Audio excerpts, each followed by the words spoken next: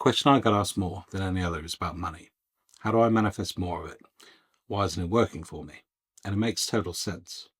Money touches almost every part of life. It's how we measure safety, comfort, and sometimes even worth. Yet out of anything people are trying to manifest, money seems to be the hardest thing to actually receive. Now the reason isn't because it's difficult to create. People approach it from the wrong state of mind. When you're trying to manifest money, what you're really saying is, I don't already have it. And that single assumption blocks everything. The mind doesn't respond to begging or waiting. It responds to being. So if you keep asking for money, you're just affirming that you don't have it. The irony is that money is only a symbol, a reflection of inner value, not the source of it. Neville Goddard once said, man doesn't attract what he wants, but what he is. And that's where most people fail. They chase the shadow instead of the light that it casts. The real question isn't how to manifest money. It's whether you can stop identifying with the version of you that needs it.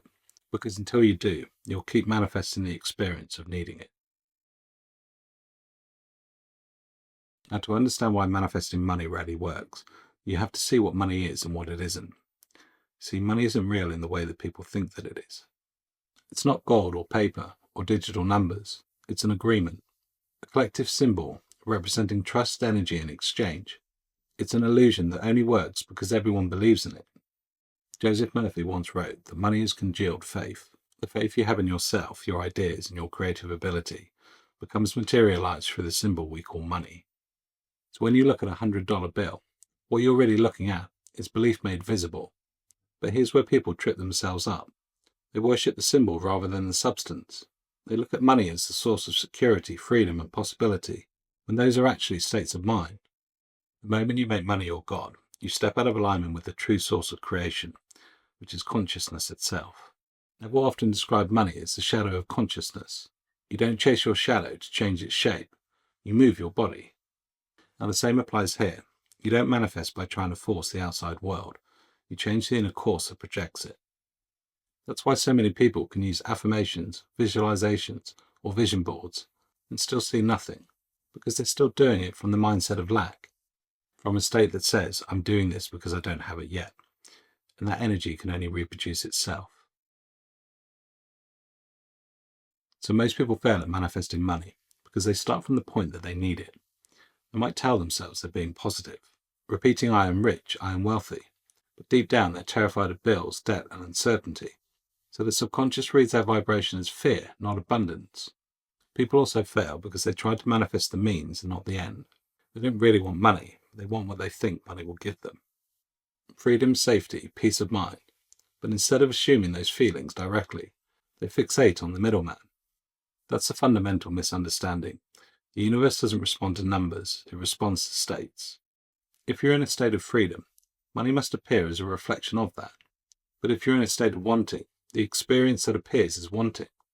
This ties into one of the Hermetic principles, the law of cause and effect.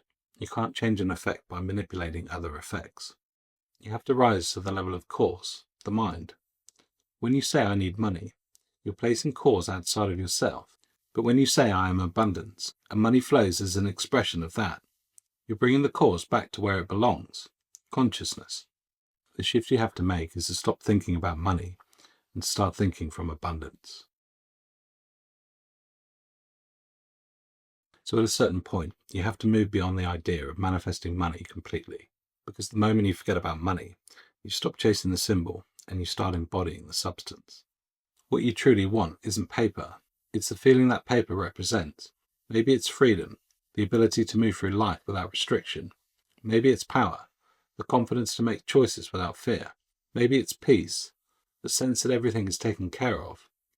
Those are states of consciousness, not financial conditions. So the real goal is to assume the feeling of already being the person to whom money is irrelevant.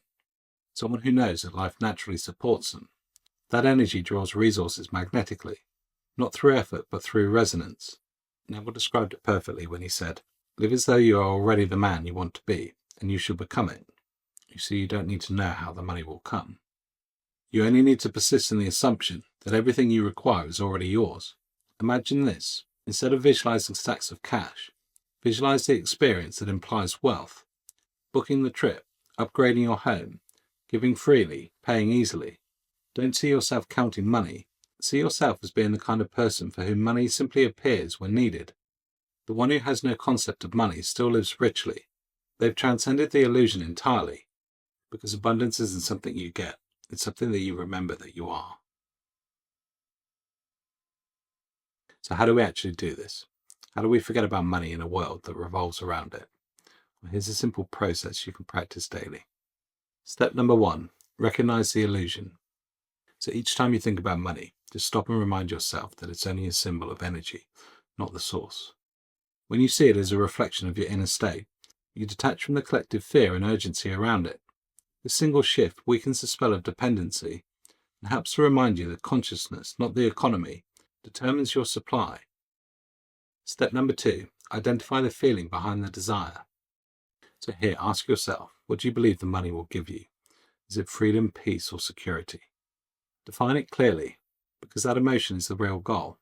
Once you know it, you can generate that feeling directly, rather than waiting for the outer world to deliver it. The moment you embody the feeling itself, you begin magnetizing experiences that reflect it.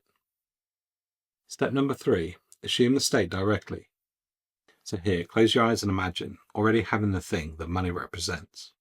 Feel the ease in your body, that quiet satisfaction that it's done. Don't picture cash or numbers. Feel the calm, the lightness, the certainty. When it feels natural, your subconscious accepts it as truth. That's when reality begins to rearrange itself in your favor. Step number 4, drop the question of how. So your conscious mind will try to figure out the route, but that's not your job.